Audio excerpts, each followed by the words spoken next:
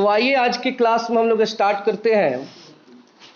12th class का subject English है, 100 marks का ये। और आज हम लोग स्टार्ट करने वाले हैं चैप्टर 4 का पार्ट 1। चैप्टर का नाम है आई हैव ए ड्रीम, मेरा एक सपना है। आई हैव ए ड्रीम का अर्थ क्या हुआ? मेरा एक सपना है, जिसके राइटर का नाम है मार्टिन लूथर किंग। यहाँ पे JR लिखा है, तो JR का अर्थ हुआ जूनियर। क्या हुआ?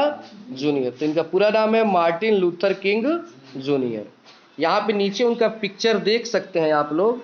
ये पिक्चर है मार्टिन लूथर किंग का, जिन्होंने इस चैप्टर को लिखा है। तो चलिए स्टार्ट करते हैं आज के क्लास में। देखिए, आज के क्लास में हम लोग पढ़ने वाले हैं मार्टिन लूथर किंग का जो परिचय दिया है फर्स्ट पेज पे, मतलब इस चैप्टर का फर्स्ट पेज, किताब का फर्स्ट पेज नहीं है, ये चैप्टर का फर्स्ट पेज, उसके बारे में हम लोग पढ़ने वाले हैं। तो एक एक शब्द को देखेंगे, कैसे रीडिंग लगाया जा रहा है और कैसे उसका अर्थ बताया जा रहा है। हर एक चीज को ध्यान से आप लोग समझिएगा। देखिए, ये जो चैप्टर है, ये चैप्टर है अमेरिका की कहानी है, क्योंकि जो मार्टिन लूथर किंग जी हैं, जो वो अमेरिका के रहने वाले हैं। तो अमेरिका में पहले क्या होता था कि गोरे और काले को लेकर के बहुत ज़्यादा भेदभाव था पहले के टाइम में, लेकिन अभी वैसा नहीं है। तो जब ये थे अमेरिका में, तो उस समय गोरे और काले लोगों को लेकर के बहुत सारा भेदभाव था। उस भेदभाव को मिटाने के लिए इन्होंने बहुत अधिक प्रयास किया, और उसी भेदभाव को समाप्त करने के लिए उन्होंने एक भाषण दिया था, जिस भाषण का नाम रखा गया आई हैव ए ड्रीम। और ये एक भाषण है, जो चैप्टर हम लोग पढ़ने वाले हैं, ये इनके द्वारा दिया गया एक भाषण है। जैसा कि आप लोग पिक्चर में देख रहे हैं कि आगे माइक विक लगा है, बहुत सारे लोग हैं, तो ये भाषण दे रहे हैं। उसी जगह का ये फोटो है जहाँ पे इन्होंने टोटल भाषण दिया। उसी भाषण को किताब में लिख दिया गया, तो एक चैप्टर बन गया। तो चलिए स्टार्ट करते हैं इनका परिचय। लिखा है यहाँ पे, Martin Luther king junior 1929 to 1968, मतलब इनका जन्म हुआ था 1929 में और इनकी मृत्यु हुई थी 1968 में। इनका जन्म कब हुआ था? 1929 में, और मृत्यु कब हो गई थी?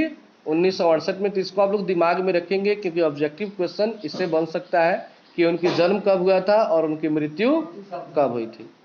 A Baptist minister by training, became civil rights activist early in his career। वे एक बैप्टिस्ट मिनिस्टर थे प्रशिक्षण के दौरान। प्रशिक्षण के दौरान किस प्रकार के मिनिस्टर थे वो? बैप्टिस्ट मिनिस्टर थे। मिनिस्टर मतलब होता है मंत्री, और बैप्टिस्ट मिनिस्टर का अर्थ होता है कि मतलब एक ऐसा मंत्री जो समाज के हर वर्ग को समान अधिकार दिलाने का प्रयास करे। Became civil rights, civil rights मतलब होता है आम आदमी का अधिकार। आम आदमी का अधिकार, क्योंकि सिविल मतलब होता है आम आदमी और राइट्स मतलब होता है अधिकार। वे आम आदमी के अधिकार के लिए एक्टिविस्ट, काफी प्रयासरत थे। अर्ली इन हिज कैरियर, वे अपने कैरियर के शुरुआत में, मतलब जब वे अपने लाइफ का कैरियर शुरू किए, तो वे स्टार्टिंग से ही लोगों के अधिकार के लिए हमेशा प्रयास करते थे कि चाहे कोई भी व्यक्ति हो, किसी भी प्रकार का हो, उसे एक समान अधिकार मिलना चाहिए। लीडिंग द मोंटगोमरी बस बाइकॉट, उन्होंने मोंटगोमरी बस बाइकॉट को लीडिंग किया था, उसका नेतृत्व किया था। अब आप यहाँ पे कहेंगे कि मोंटगोमरी बस बाइकॉट क्या है? तो मोंटगोमरी अमेरिका में एक जगह का नाम है। वहाँ पे घटना घटी कि एक बूढ़ी महिला बस में यात्रा कर रही थी, और वो काले रंग की थी। किस रंग की थी? काले रंग की थी। तो एक गोरे ने कहा कि तुम यहाँ सीट को छोड़ दो, मतलब उसका सीट था, पैसे भी दी हुई थी, लेकिन एक गोरा बाद में चढ़ा और बोला कि तुम यहाँ से उठ जाओ। लेकिन वो बोली कि मैं यहाँ से नहीं उठूंगा, जिसके चलते वो जबरदस्ती उसको हटा देता है। और उस बूढ़ी महिला को पुलिस भी, मतलब उस गोरे को बोलने का जाए, उस बूढ़ी महिला को भी पुलिस बोलती है और उसे जेल में डाल देती है कि तुम काली हो, तुम्हें अधिकार नहीं है सीट पे बैठने का। इस चीज के लिए जो नेतृत्व किए, आंदोलन किए, वो कौन व्यक्ति थे? तो वो थे मार्टिन लूथर किंग जूनियर। ये तो गलत है ना, कि अगर एक आदमी व्यक्ति काला है तो क्या काला उसका दोष है? वो जन्म से ही हर व्यक्ति गोरा या काला होता है, उस पर उसका अधिकार नहीं होता है। तो क्या एक काले के आधार पर उसको जेल में डाल देना चाहिए, उसका अधिकार छीन लेना चाहिए? तो उसी को कहा जाता है मोंटगोमरी बस बाइकॉट। मोंटगोमरी बस बाइकॉट, तो उसका इन्होंने लीडिंग किया था, नेतृत्व किया था। And helping to found the Southern Christian Leadership Conference, और उन्होंने हेल्प किया, हेल्प मतलब मदद किया था किसमें, तो दक्षिणी ईसाई लीडरशिप कॉन्फ्रेंस में, मतलब नेतृत्व करना था दक्षिणी ईसाइयों के लिए, उनके मदद के लिए, तो उन्होंने उसमें भी अपना नेतृत्व दिया था। मतलब स्टार्टिंग से ये समाज सेवी थे, लोगों के अधिकार के लिए लड़ते थे। कौन? Martin Luther king junior. फिर है कि इन्फ्लुएंस्ड बाय गांधी जी, वे गांधी जी से इन्फ्लुएंस्ड थे। इन्फ्लुएंस्ड मतलब होता है प्रभावित। वे किन से प्रभावित थे? गांधी जी। गांधी जी समझ रहे हैं ना, महात्मा गांधी की बात हो रही है, तो वो महात्मा गांधी से प्रभावित थे। और महात्मा गांधी का नियम क्या था? सत्य अहिंसा, सत्य और अहिंसा। इसका अर्थ है कि ये भी सत्य और अहिंसा के मार्ग पर चलते थे। His philosophy of non violent resistance, इनकी भी जो फिलॉसफी थी, जो सोच था, जो विचार था, वो था अहिंसक प्रतिरोध।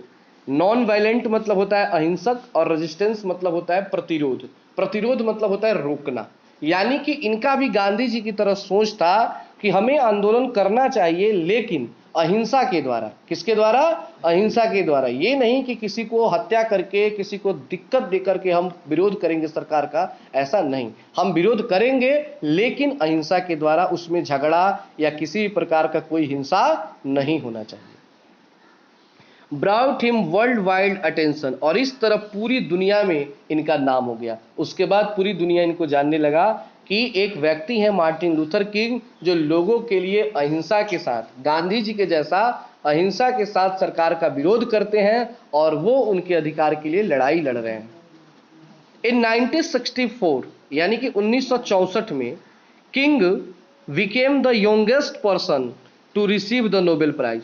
1964 में सबसे नौजवान व्यक्ति, मतलब उस टाइम के सबसे नौजवान व्यक्ति थे जिन्हें नोबेल प्राइज मिला था। मतलब उससे पहले कोई भी ऐसा व्यक्ति नहीं था कि उनके उम्र में, मतलब बहुत ही अभी जवान युवा अवस्था में थे, तभी इनको क्या मिल गया था? Nobel Prize. जबकि ज्यादातर लोगों को, अधिकतर लोगों को नोबेल प्राइज बुढ़ापा में ही मिलता है, लेकिन इनके काम को देख करके इन्हें क्या दिया गया?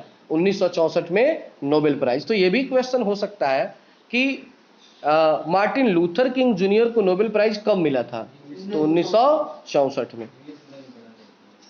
फॉर हिज एफर्ट्स, उनके कार्य के लिए, end segregation and racial discrimination through, मतलब अलगाव, जैसे कि अलगाववाद और जातिवाद, रंग भेद, इन सारे नीतियों के खिलाफ जो उन्होंने बातें लिखी, उसी के लिए इनको कौन सा प्राइज मिला था? नोबेल प्राइज मिला था। And other non violent ways, और अन्य अहिंसक कार्य किए थे, मतलब जिसमें इन्होंने कोई भी हिंसा नहीं किया, किसी से झगड़ा नहीं किया, बस ये आंदोलन करते रहे गांधी जी की तरह, जिसके कारण इनको क्या मिला था? नोबेल प्राइज मिला था। अब देखेंगे, king was assassinated on 4 April 1968 in Memphis Tennessee. Memphis शहर के टेनेसी राज्य में 4 अप्रैल 1968 की इनकी हत्या कर दी गई। मतलब ये मरे नहीं थे, इनकी क्या कर दी गई? हत्या कर दी गई। मतलब इनके जो दुश्मन थे, इनके जो विपक्ष वाले थे, देख रहे थे कि भाई ये तो लोकप्रिय होते जा रहे हैं, लोगों में इनका जो वर्चस्व है वो बढ़ता जा रहा है, तो प्लान बना करके 4 अप्रैल 1968 को इनकी क्या कर दिया गया? हत्या कर दिया गया। किस जगह पे किया गया? तो वो जगह है मेम्फिस, अमेरिका का एक जगह है मेम्फिस शहर है, और राज्य है टेनेसी। टेनेसी राज्य के मेम्फिस शहर में उनकी क्या कर दी गई? हत्या कर दी गई। जैसे कि हम लोग बिहार राज्य हैं और उसका शहर है गोपालगंज, उसी तरह उनका शहर था मेम्फिस और राज्य था टेनेसी में। इनकी 4 अप्रैल 1968 को हत्या कर दी गई। तो इसको आप लोग याद रखेंगे कि उनको एसेसिनेटेड कब किया गया? एसेसिनेटेड मतलब होता है हत्या करना। कब हत्या कर दिया गया? तो 4 अप्रैल 1968 को। समझ रहे हैं बात को? Kings important works include, junior यानी कि मार्टिन लूथर किंग जो है, तो उन्होंने बहुत से महत्वपूर्ण पुस्तकें भी लिखी हुई हैं, कार्य किया है। जैसे कि पहला पुस्तक है ए स्ट्रेंथ टू लव, उन्होंने लिखा था इसे 1953 में। कब लिखा था? तो इसको भी आप याद करेंगे कि स्ट्रेंथ टू लव किसने लिखा था। क्वेश्चन हो सकता है कि who wrote the Strength to Love, Strength to Love किसने लिखा?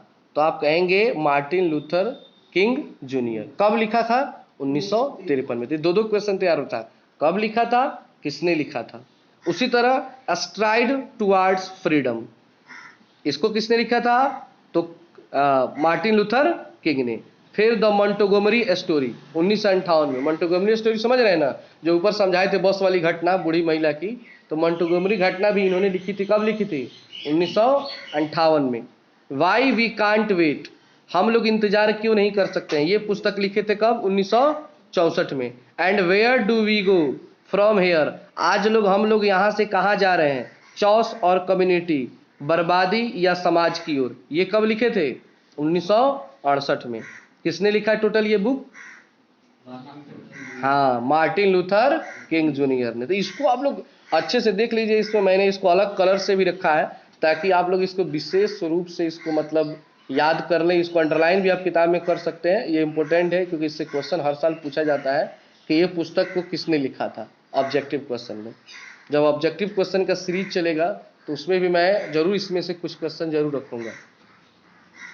फिर है कि I have a dream is a speech he delivered on the steps of the Lincoln memorial in Washington DC on August 28, 1963। 28 अगस्त 1963 को वाशिंगटन डीसी के step पर, step मतलब होता है सीढ़ी पर उन्होंने यह भाषण दिया था जिसका नाम है आई हैव ए ड्रीम। यानी अमेरिका में एक जगह है वाशिंगटन डीसी, उस जगह के सीढ़ी पर, यानी कि वहां का जो एक मेमोरियल एक हॉल है, उसके सीढ़ी पर खड़ा होकर उन्होंने एक भाषण दिया जिसका नाम रखा गया आई हैव ए ड्रीम, क्योंकि उन्होंने इस शब्द का प्रयोग उसमें बार बार किया है कि मेरा एक सपना है कि आने वाले समय में यहाँ पर किसी प्रकार का कोई भेदभाव ना हो, ना गोरा ना काला, सबको एक समान अधिकार मिले, और आज मिला भी है। जैसा कि आप लोग जानते हैं कि अमेरिका के राष्ट्रपति अभी कौन है जी? डोनाल्ड ट्रंप है। वो गोरे हैं, लेकिन इसके पहले वे राष्ट्रपति कौन थे वहां के? Barack Obama. वो काले थे। वो क्या थे? काले थे। तो आज वहां पे गोरा काला का कोई वैल्यू नहीं है, कोई भी चुनाव लड़ता है सबको समान अधिकार मिल चुका है। आगे है, here he speaks about his dream of seeing Alabama as a developed state. यहाँ पे वे बताते हैं कि मेरा एक सपना है कि अलाबामा एक विकसित राज्य बने, फ्री ऑफ रेसिकल, जहाँ पर किसी प्रकार का कोई भेदभाव ना हो, distinction between the whites and black, कोई भी गोरा और ब्लैक, व्हाइट एंड ब्लैक समझ रहे हैं ना, गोरा और काला का किसी प्रकार का कोई भेदभाव न हो। The speech had the huge impact in raising public conscious for civil rights, और उनका जो ये भाषण था वो पूरा का पूरा लोगों को आगे बढ़ाने के लिए, लोगों को उनका अधिकार दिलाने के लिए मोमेंट एक प्रकार का आंदोलन था। यानी कि जो भाषण दे रहे थे वो भी उनका एक प्रकार का आंदोलन था, और वो आंदोलन किस प्रकार का था? तो वो आंदोलन था लोगों का उनका अधिकार दिलाने के लिए, मोमेंट एक आंदोलन किए थे वो। And it's in establishing King as one of the greatest orators in American history, और इस प्रकार वे अमेरिका के इतिहास में एक महान व्यक्ति साबित हुए, एक अच्छे व्यक्ति बने, जिन्होंने इस समाज में गोरे और काले का जो भेदभाव था उसको मिटा दिया। तो ये उनका परिचय हो गया। आप लोग किताब में देख सकते हैं, कुछ क्वेश्चन दिए गए हैं, पोस्ट बना के लिखा है कि वर्क इन स्मॉल ग्रुप्स, एक छोटा सा अपना ग्रुप बनाइए, एंड डिस्कस द फ्लोइंग, और उसको डिस्कस कीजिए। पहला है कि एविल्स ऑफ कास्ट सिस्टम, यानी कि जो जाति प्रथा है, यानी कि जो जाति उति बना हुआ है, इसके बारे में आप मतलब चर्चा कीजिए। बिहार ऑफ योर ड्रीम, और बिहार के लिए आपका क्या सपना है? जैसे कि उन्होंने तो अपने अमेरिका के लिए सपना देखा था, लेकिन आप बिहार के लिए क्या सपना देखते हैं? क्योंकि आप बिहार वासी हैं तो बिहार का भी एक सपना होना चाहिए। तो इस तरह हमारा ये परिचय हो गया। कल के क्लास से हम लोग स्टार्ट करेंगे इनका चैप्टर कि इन्होंने भाषण में क्या क्या कहा था।